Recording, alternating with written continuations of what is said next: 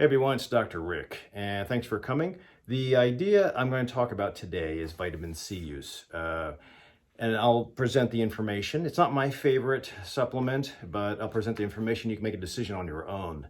In this time of COVID, everybody's trying to ramp up their supplements, and I think we go by folklore and anecdote as far as what to take.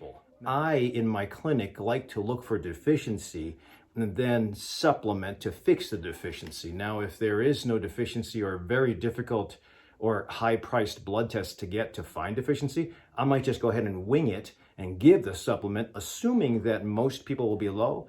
But you have to have an endpoint, number one, and it has to be affordable, number two, and you have to have no side effects, number three. Things that are generally regarded as safe are okay to take, but the question is, if you're going to take 20 to 30 different things generally recognized as safe, that's a lot of stuff. And do we need that much stuff? If you eat with a whole food, mostly plant-based diet, you have to assume that that'll be okay. But even vegans, I'm a vegan, but even vegans, even though we eat somewhat healthily, there's still going to be stuff missing, which is the reason why you should check ewg.org to figure out what has pesticides, what doesn't, what you have to buy conventional, what you can buy organic. There's a whole bunch of different things to consider. And by the way, I use consumerlab.com to assess where I get my vitamins. I have no affiliation with them. I have no affiliation with EWG or Now Foods. This is the vitamin C that's in my house. I don't take vitamin C because of its irritation, and I'll tell you that in a second. I rely more on zinc because number one, I'm low on zinc. Number two, I like the studies on zinc versus vitamin C, but I got a lot to go through here. So vitamin C has a potential use for making yourself healthy. Definitely if you're low, take it. If you wanted to get some information on whether it helps or not, it does help. In the previous outbreak of H3N2, vitamin C did help with, or at least theoretically helped with, a small percentage of people getting symptomatic improvement over the symptoms of H3N. It's influenza, essentially. And that was from, I think, 1999, if I'm not mistaken. Sorry, I don't remember when the outbreak of H3N2 was, but that was showing some potential, aside from just getting an influenza vaccine. But again, the influenza vaccines for the year have to match up with the serotype that is out that year. Sometimes the influenzas that we assume are starting in the Southern Hemisphere in the summertime, we try to mass produce vaccines for our fall and winter, hoping that there'll be a good matchup for the actual strain that outbreaks here. But sometimes it doesn't match up. So if you have, if you're frail, if you have medical disease, immunocompromised, it's probably worth it to consider getting an influenza shot. But back to vitamin C and the virus at hand, corona. Vitamin C and SARS was studied way back in 2003, and they found some pretty okay results. That's okay results with the use of vitamin C. Now, I don't know that the data back then was as robust, so perhaps now, especially with the work of Fowler, perhaps now we're getting more traction with the use of IV vitamin C, but we'll talk about that in a second. Yes, I meant IV, intravenous. So that's where the majority of my studies will show benefit is IV, but the average Joe and Jane doesn't have access to IV. I don't have IV access or options in my office, so you have to be practical too. If it gets to the point where you're going downhill, you're in the hospital and you're having more and more difficulty with breathing and you have to be put on a vent temporarily, then I think it's worth it to consider, again, based on what's found in the studies. So this is a paper from Critical Care Notes, or at least a Critical Care Journal. Hopefully that's not too whited out.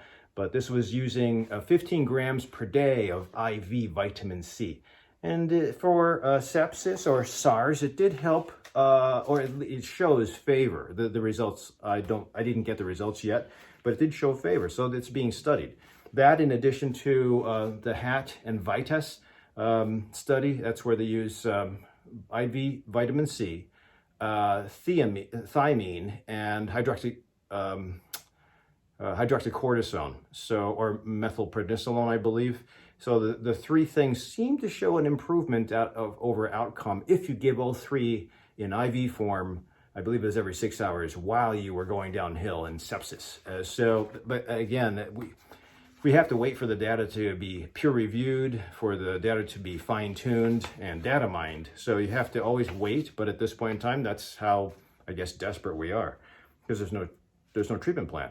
Even hydroxychloroquine, Zithromax, remdesivir are still, in theory, given to patients that are going downhill. Here is just with regards to respiratory infections, oral vitamin C at 1,000 every hour for 6 hours and then 3 times a day thereafter. That's a heavy load of oral vitamin C. It did subjectively improve, that study improved the symptoms in the people that were being studied, small group.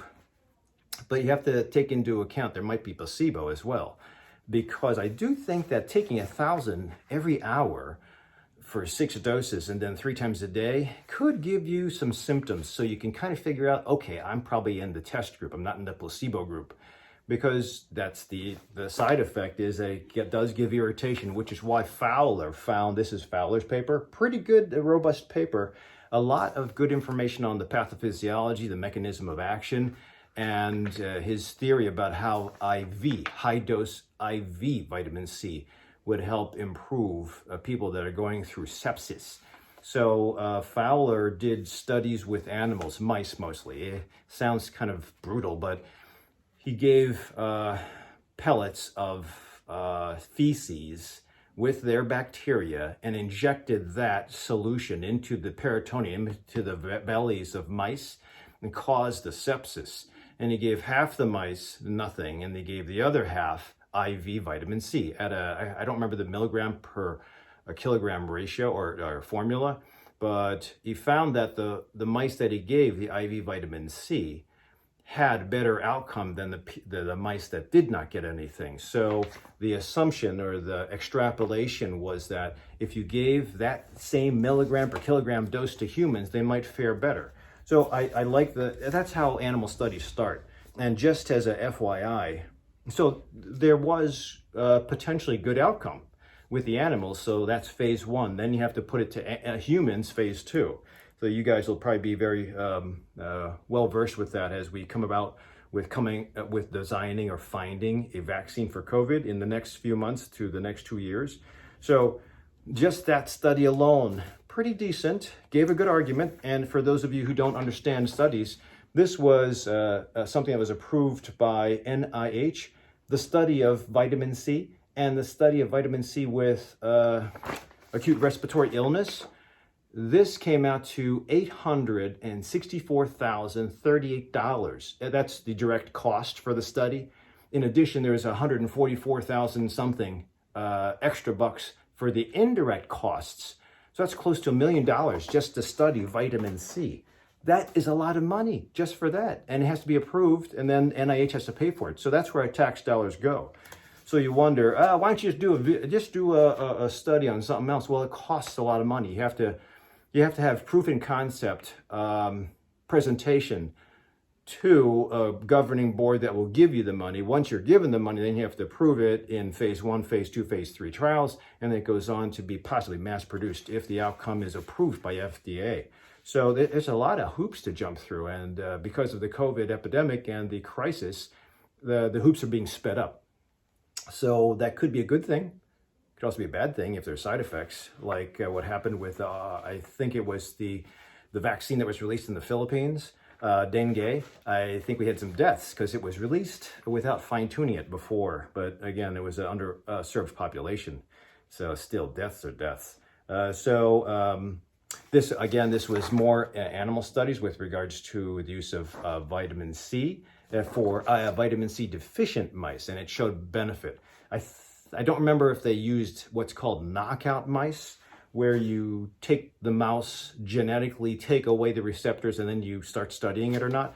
But when you had deficient versus non-deficient, there's an enzyme that's responsible for really utilizing vitamin C. The deficient ones did worse than the non-deficient ones.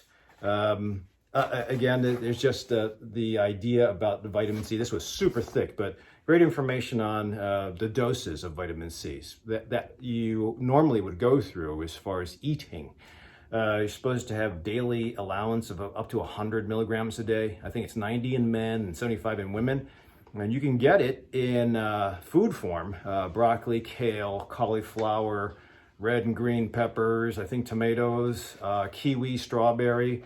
So you can get it, but you'd have to have at least 5 servings of fruits and vegetables per day.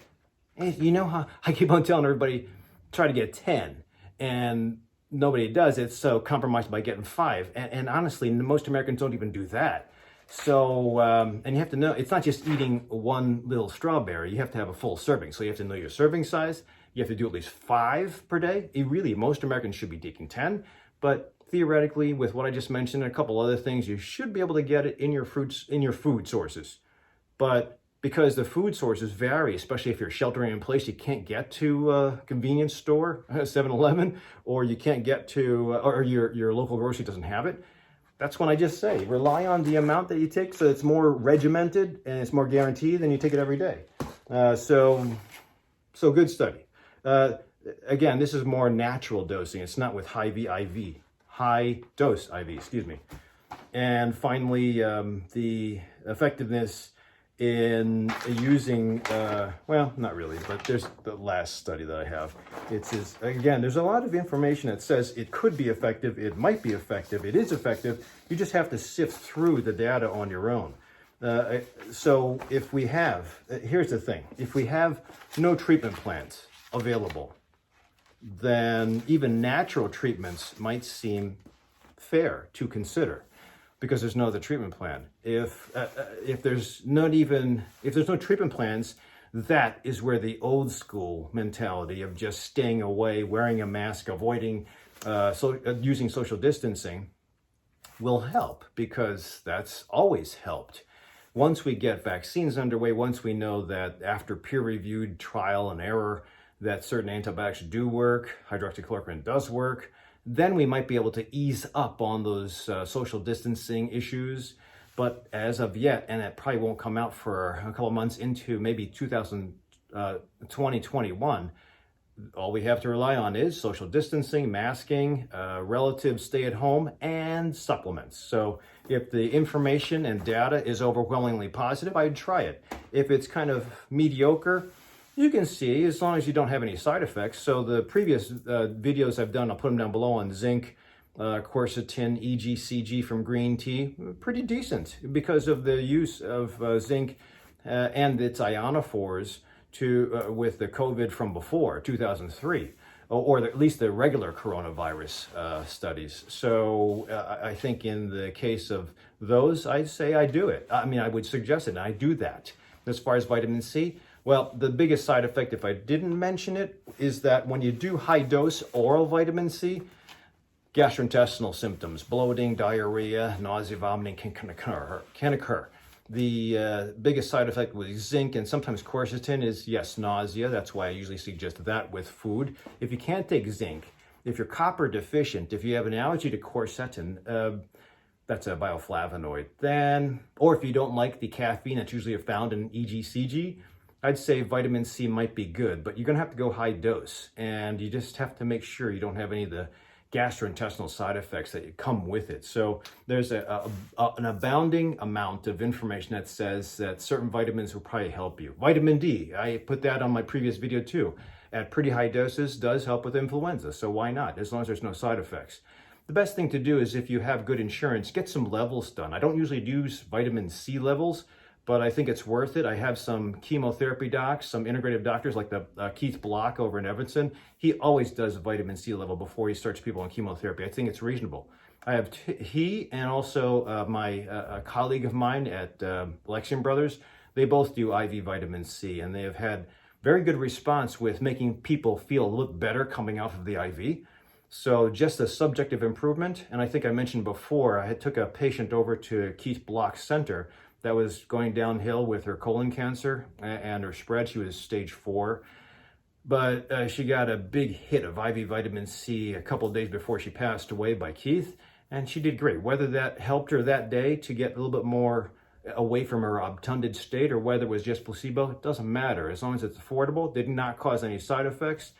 and that's reasonable information that's out there that it would help, I think it's worth it. So that's where I'm going to leave this. If you have any comments on how you use vitamin C, put them down below. Otherwise, I'll see you at the next tutorial.